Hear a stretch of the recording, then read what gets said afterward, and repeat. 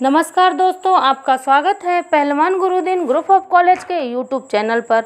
मैं प्रोफेसर रंजना श्रीवास्तव, पहलवान गुरुदिन महिला महाविद्यालय से मैं आपके सामने एक बार फिर उपस्थित हुई हूँ समाजशास्त्र का नया टॉपिक लेकर। अपनी टॉपिक शुरू करने से पहले यदि आपने हमारे चैनल को अब तक सब्सक्राइब नहीं किया है तो प्लीज़ सब्सक्राइब करें और उसके बगल में दिए गए बेल आइकन को ज़रूर प्रेस करें ताकि हमारी सभी नए वीडियोस की नोटिफिकेशन सबसे पहले आप तक पहुंच सके। दोस्तों, लाइक और शेयर भी ज़रूर करें। आइए चलते हैं आज के टॉपिक पर। आज हम लोग राज्य के विषय में चर्चा करेंगे। राज्य का अर्थ। राजनीति विज्ञान के अध्ययन का प्रमुख विषय राज्य है। राजनीति शास्त्र का आरंभ और अंत राज्य के साथ ही होता है। राज्य शब्द को अंग्रेजी में स्टेट कहा जाता है और स्टेट शब्द लैटिन भाषा के स्टेटस से निकला है। लैटिन भाषा में स्टेटस शब्द का अर्थ दूसरों की तुलना में उच्च स्तर है। शब्दों के अर्थ के परख से राज्य का उस संगठन का नाम है जिसका रुतबा या स्थिति अन्य संगठनों और लोगों की रुतबे या स्थिति से ऊंचा होता है। राज्य शब्द का पहली बार प्रयोग इटली के महान विद्वान मैकवली ने किया था। राज्य शब्द का अनुचित प्रयोग सामान्य बोली जाने वाली भाषा में राज्य शब्द का प्रयोग ढीलेपन से किया जाता है। उदाहरण के लिए संघीय सरकार की इकाइयां हम राज्य को राज्य कहते हैं, जैसे भारत में पंजाब, राजस्थान, पश्चिमी बंगाल आदि, और संयुक्त राज्य अमेरिका में न्यूयॉर्क, कैलिफोर्निया को राज्य कहते हैं। इसी तरह कभी कभी सरकार के स्थान पर इस शब्द का उपयोग किया जाता है, जैसा कि सरकार की ओर से प्राप्त सहायता को राज्य सहायता कह देते हैं और सरकारी कॉलेज को राज्य का कॉलेज कह दिया जाता है। राजनीति में राज्य शब्द का एक विशेष अर्थ है। इसका प्रयोग सरकार की जगह पर करना गलत है और न ही राज्य शब्द का प्रयोग संघ की इकाइयों के लिए इस्तेमाल किया जा सकता है। राज्य की परिभाषाएं। राज्य एक विश्वव्यापक संगठन है। दुनिया की लगभग पूरी आबादी विभिन्न क्षेत्रों से संगठित राज्यों में रहती है। राज्य ही राजनीति शास्त्र का मुख्य विषय वस्तु है।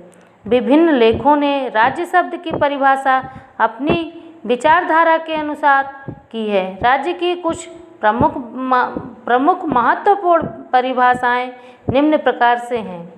हालैंड के अनुसार राज्य मनुष्य के ऐसे समूह का नाम है जो एक निश्चित क्षेत्र में रहते हैं और जिसमें बहुगिनती के आधार पर एक वर्ग अपने विरोधियों पर हुकूमत करता है। हालैंड की परिभाषा में राज्य के कुछ आवश्यक तत्व भी हैं। उनकी परिभाषा में राज्य की आंतरिक संप्रभुता का वर्णन है, लेकिन राज्य की बाहरी संप्रभुता का कोई वर्णन नहीं है।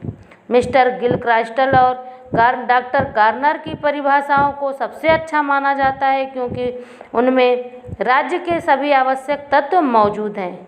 गिलक्रिस्ट के अनुसार जहां कुछ लोग एक निश्चित क्षेत्र में एक संगठित सरकार के अधीन हैं और सरकार के आंतरिक मामलों में उनकी संप्रभुता को प्रकट करने का साधन है और बाहरी मामलों में अन्य सरकारों से स्वतंत्र है, तो वह राज्य होता है। गार्नर के अनुसार राज्य कुछ और या अधिक लोगों का एक ऐसा समूह है जो अस्थायी रूप से पृथ्वी के निश्चित हिस्से में बसे हैं, बाहरी नियंत्रण से पूरी तरह से स्वतंत्र हैं और जिसकी एक ऐसी संगठित सरकार है जिसकी आज्ञा का पालन वहाँ के लोगों स्वाभाविक रूप से करते हैं। लास्की के अनुसार राज्य एक विशेष प्रदेश में रहने वाला समाज है जो समाज और प्रजा में विभाजित है और अपने क्षेत्र में आने वाली या सभी समस्याओं पर प्रभुत्व रखता है। गेटेल के अनुसार राज्य उन व्यक्तियों का संगठन है जो अस्थायी तौर पर निश्चित क्षेत्र में रहते हैं, कानूनी दृष्टिकोण से विदेशी नियंत्रण से स्वतंत्र हैं। उनकी अपनी संगठित सरकार होती है जो अपने अधिकार क्षेत्र में रहने वाले सभी लोगों और समूहों के लिए कानून बनाते हैं और उन्हें लागू करते हैं। प्रसिद्ध विद्वान बलासनली के अनुसार एक निश्चित प्रदेश पर राजनीतिक दृष्टिकोण से गठित लोगों को ही राज्य कहा जाता है।